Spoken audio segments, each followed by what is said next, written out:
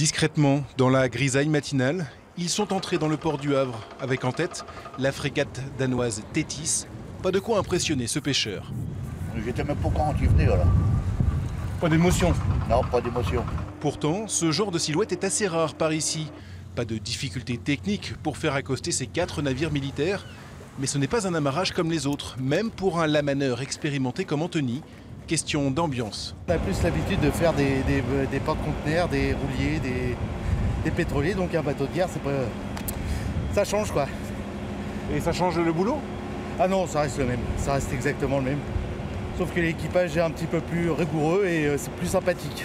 Ces chasseurs de mines arrivent de 2 semaines d'opération au large de Dieppe, où ils étaient accompagnés d'un navire français, tous en opération pour l'OTAN, à chercher à explorer les fonds marins non loin de nos côtes, à la recherche d'engins explosifs de la Première ou de la Seconde Guerre mondiale.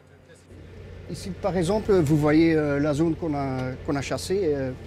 Un travail de fourmi dans l'immensité de la Manche. Cette zone observée par le Bélis représente à peine 4 km². De tous les contacts qu'on a investigués et identifiés, on a trouvé une mine 6 bombes, mais on a investigué 60 contacts. Donc tout le reste, c'était des rochers ou des petits débris ou des choses comme ça. Et voilà un commandant belge fier de présenter au commandant voisin, tous deux allemands, son petit trésor, le Rémus, un drone sous-marin qui peut aller jusqu'à 100 mètres de profondeur en envoyant une image de grande qualité, comme le montre cette vidéo.